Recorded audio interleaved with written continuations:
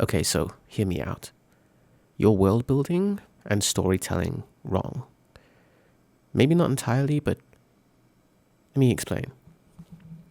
Something I recently came to notice that I find to be the most important part of any movie, any book, any image, any art that I consume is the tone. And when I was in high school, what I used to think tone was like this sort of version of contrast where it's like the difference between like the highlights or the use of color or line or any of these other principles of art, quote unquote, right? And I guess they are.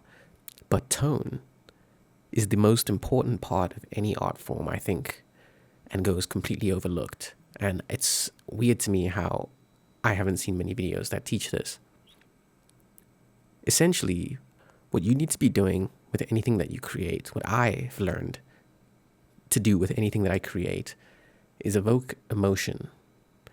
And that probably sounds like something you already know you know. But how do you do that is a completely different thing. In order to evoke emotion with your work, this is where the sayings such as write what you know really come into play. Because it isn't simply just about writing what you know. It's about expressing the emotions that you've experienced, the frustrations, the anxieties, the depression, the joy that you've had in your life through your work so that other people can feel the experience that you've lived. In order to do that, you need to really look inside yourself and understand what it is that you've been through in your life. This is what you know part. For example, something that I've recently experienced is anxiety and frustration about finances. Now, how would you take this and turn this into an entire world or story or a piece of art? Well, as a good starting point, anxiety, that's something that we can all relate to. But the cool thing about storytelling is that it doesn't have to be directly based on what I've experienced. So I don't have to make it about money in order for you to relate. Let's say we can make this brief little story about a character who just got a new job and they don't want to screw it up because their grandmother is sick and their grandmother is the person that's taken care of them their whole life. So they need this job. I guess in this instance, money has come back as part of the primary motivation, but we can induce or create that anxiety, not necessarily just with the financial aspect, but we know the stakes now, right? Grandma is sick. So what is the play on that? Well, the circumstance could be that at this new job, they've been asked to give a presentation to the executives, and this presentation is really important for whatever reason, but they've been chosen to do it. Maybe it's part of why they got the job in the first place. So if they screw this up, a lot of people might be disappointed. Maybe it isn't just to the executives, actually. Maybe it's to one of the biggest clients that this corporation has. Okay, so now the stakes have costs, and the stakes have risen. There's so much steak, you can lather that up in like barbecue sauce right now. So the anxiety for this character is coming through the fear of not screwing up this presentation.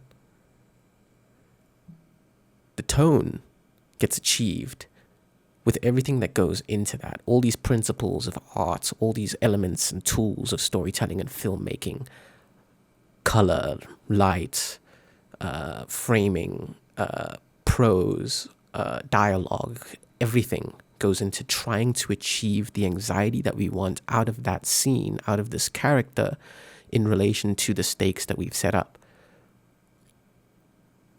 And it would take a lot of work from this point onwards and development to get to a point where this character and this scene in particular can evoke emotion and anxiety out of the viewer or the reader or the listener or whatever. But that's the sort of nugget that I think storytellers, filmmakers, artists need to start using at the core of their work if they want their work to relate to other people.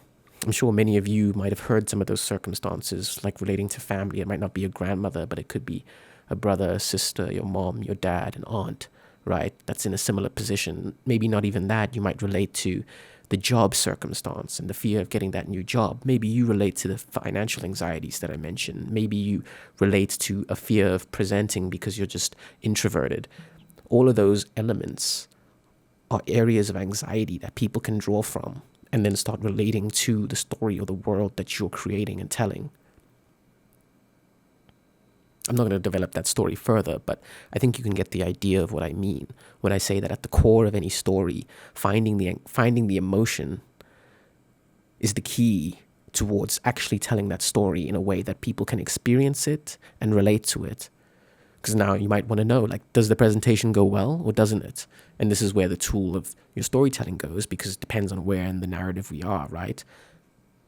Ideally, this presentation that we've just developed would probably have to go badly, unless the entire film is building up towards this presentation and we want a happy ending in which things work out and maybe they get the promotion, or maybe they keep the job, or maybe the client's happy, or whatever it might be, right?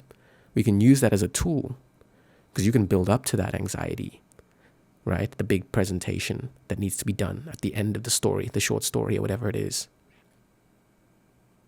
Or it can take place at the beginning and establish the struggles that the character has and the pains that they are going through.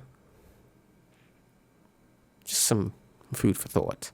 But consider trying to find the core emotion of the world or the story that you're telling, and how can you use experiences that maybe you've had, that other people have had. It can be a metaphor in this instance, but something to get that particular emotion out and onto the viewer. And then that's where you use the rest of your tools, editing, pacing, to start making the scene linger. Long shots on the character as they stammer and stutter in front of the executive board of the client's company. All these sorts of approaches, the dialogue, the way that they say the presentation is kind of fumbled, even though you saw them scenes before that practicing and rehearsing. Could have been a good presentation, but they've kind of fucked it up. Now you as the reader feel that cringe, that discomfort, because it's just not going well. Yeah, the power of tone. I think this is the most important aspect of any art form in general, but here we mainly talk about storytelling, and so try find the tone of what you're creating.